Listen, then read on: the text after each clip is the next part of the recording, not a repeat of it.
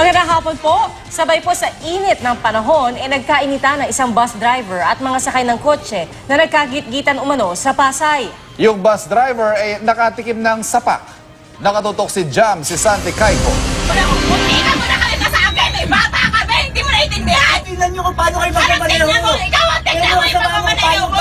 Kuha ito sa tapat ng isang mall sa Pasay. Nagkainitan ng bus driver at mga sakay ng isang kotse dahil sa hindi raw pagbibigayan sa kalsada. Hindi ka mo na kayo masabi! Kung hindi kami tumigil, turog yung kotse namin! Ilang sandali pa, Uy! Hindi ka niya!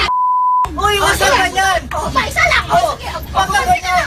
Wag ka dito na umawat ang konduktor at ilang pasahero. Umakyat na rin sa bus ang mga traffic enforcer.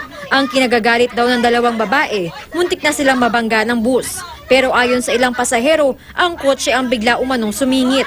Nagpatuloy ang diskusyon hanggang sa maging ang ilang pasahero nakiusap ng ayusin na ang gusot dahil naaabala na sila. Kuya, wala akong madaming sa laki ng mga bala yan! Traffic enforcer kayo! Dapat alam niyo ang rules and regulation! Matapos ng ilan pang minuto, umalis din ang mga babaeng sakay ng kotse. Ipinakita namin ang video kay MMDA EDSA Traffic Chief Bong Nebriha.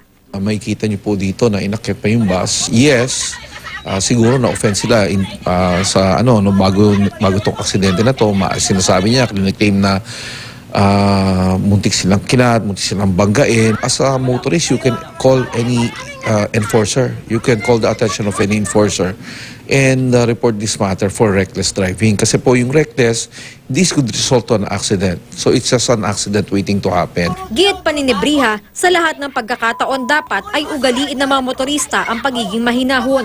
Yan din ang paalala ng Philippine Global Road Safety Partnership. Kung hindi raw maiwasang magalit, piliting ibaling na lang ito sa ibang bagay gaya ng pakikinig ng radyo. Kalimitan daw kasi ang init ng ulo, lalo pang nagresulta sa aksidente o kaso. Jam si Santi Caico, nakatutok, 24 oras.